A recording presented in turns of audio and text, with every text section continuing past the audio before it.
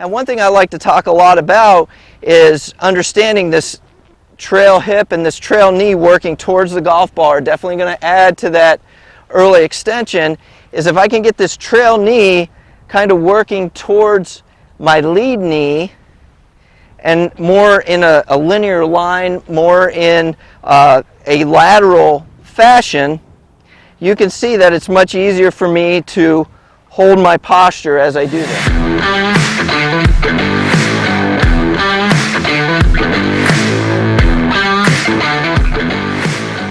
Hi everyone. In this video, we're going to talk about how to never early extend again. I'm going to explain to you what early extension is. I'm going to give you a few good drills that'll help you never do it again. So as I've mentioned, I've really enjoyed bringing this free content to you. I want to continue to do that, and there's a few things you can do to help me. First of all, this community is growing, and I would love to hear from you. Give me some ideas of some videos that you would like to see going forward. And then the other way that you can really help us out is by, when this video is over, liking it, subscribing to my YouTube channel, which just tells you when I have new videos out there for you to watch, and comment. Okay, so the first thing we have to do is we have to define what is early extension. And early extension is really just a fancy term for standing up. So to give you a good example of this, early extension would be when I get to the top of my backswing, and as I start my downswing, my pelvis starts to work towards the golf ball, and as this happens, you can see how my chest is working backwards, or I'm becoming much more straight up and down than I was at address. You know, when I'm in my posture at address, you can see I have very defined angles. If I'm early extending on the way down, you can see again the pelvis is working in, my chest is working backwards, and if I were to come into impact like this, I'm in a much more straight up and down position relative to what I was when I was in my good posture at address. Now, some of this is very simply the way the body works. If I take and I push my pelvis back, what happens? My torso, my upper center goes forward. And if my lower center or my pelvis goes forward, what happens to my upper center? It goes backwards. And so these things, it's what keeps us standing as human beings. If I bend left, you can see my lower body goes this way. If I bend right, it goes this way. Forward, it goes backwards. And backwards, lower body goes forward. So it's just really the way the body works. And when our arms in the club and other things get out of position, that's what sometimes leads to this early extension. And I could shoot an hour-long video talking about the different things you can do to change the golf swing to help this. But I want to focus more on the solution side of things. What are some really handy drills that I can help you understand the concepts that are going to get rid of early extension? Now, one thing that I tread lightly here is early extension. We have extension in the golf swing, and what I mean by that is that when I start my golf swing, I'm bent over. When I get to the top of my backswing, I'm not quite as bent over as I was at address, so I do extend a little bit. And then when I get back to impact, I'm bent over, or I have flexion again. But when I finish my golf swing, hopefully, I'm standing straight up and down. So extension should happen at some point in the golf swing.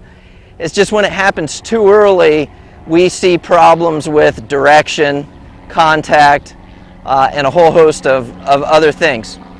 So again, I want to stay more on the solution side, like, hey, I know I early extend. What is something I can focus on to make it go away? So the first thing I want to talk about is going to be our lower body action or our leg action. And when I film students and I see students who early extend, one thing that I see is I see the pelvis working towards the golf ball. And when this happens, you can see my trail knee and my trail hip kind of start to work into the golf ball. And as that happens, you can see my torso or my sternum three-dimensionally is moving away from the ball, and it's also moving away from the target. So that starts to show you very clearly why I can have contact issues with this early extension. So one thing, if we start to understand our lower body and the way it should work as I come into impact, it can help us to get rid of some of this early extension. And one thing I like to talk a lot about is understanding this trail hip and this trail knee working towards the golf ball are definitely going to add to that early extension.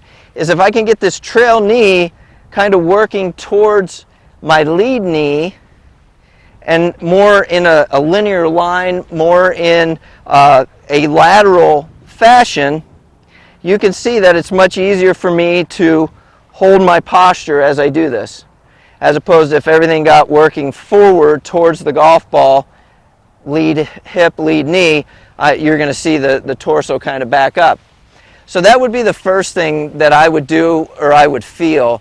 And from face on, it's going to look, I get to the top of my backswing and I'm just working this trail knee towards my lead knee in the downswing. And you can see how my trail foot is banking towards the target. And so it'll give me this kind of look. And from down the line, you'll see that this knee is covering this knee. As opposed to when I do it the wrong way and I early extend, you can see this knee is now in front, my trail knee is now in front of my lead knee. So can I get the trail knee working towards the lead knee, creating a little more banking of that trail foot, and that'll help me to side bend and to stay in posture. I'm just going to make one or two practice swings where I just feel that lead knee really working towards, or excuse me, my trail knee really working towards my lead knee, and then I'm going to put it into a golf swing. And that felt really good, very solid. I felt like my lower body was much more stable and working properly. I didn't feel the trail knee and the trail hip working towards the golf ball. So that's one way we can do it. Another way, you heard me use a term just a minute or so ago called side bend. And side bend is another good way to get rid of this early extension. And what side bend is, I think the easiest way to understand it is think about skipping a stone, taking a flat stone, you're next to a lake, you're a kid, and you grabbed a flat stone and you're going to skip it across the water. Well, I certainly wouldn't skip it from up here. I would get low and I would get oriented with a little side bend towards the ground. Another way you could look at it is like a side armor in baseball. It would be that same sort of motion. So if I can create that, that's definitely going to get rid of my early extension. So the next question is, okay, Mark, side bend, I get it, skip the stone. How do I do that? How do I put that into practice? One way that I've found very helpful to do that is just taking your trail foot and dropping it considerably back. And so when I do that, you can see that I'm going to create a little bit more side bend to get to that golf ball. And the other side of the coin is if I don't create side bend, say I early extend from here, I'm not going to get to that golf ball. I'm going to miss it. I'm going to whiff. So this is the second way that I would have you practice it. If getting your trail knee to kind of match up with your lead knee isn't working, then let's drop this trail foot back. And also, if we go back to the what I said in the first segment of that trail hip and that trail knee working towards the golf ball, well, if I have my foot way back here, that hip is not going to get out to the golf ball like we were seeing in that first segment. So this is a second way. What I would do is I would actually hit some balls doing this, kind of drop that trail foot back as far as I can. It's going to help me to create a little side bend into impact. I wouldn't make full swings. I'm going to make more of like a three-quarter swing. It's going to be slower. It's just going to give me a feel for that, creating that side bend, skipping that stone across the water, and eliminate this early extension because my hip's now not going to be working towards the golf ball. So again, just kind of drop the foot way back, and I have them pretty much in line with each other. They're not right behind each other, but a little closer. I'm not really spread out.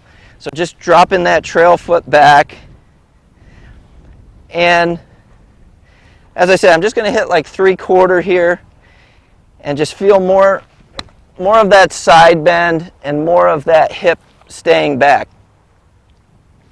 And again, that was very solid, felt good. I definitely felt like I was more oriented towards the ground as I hit that golf ball. So now I'm just going to plug it into a full swing.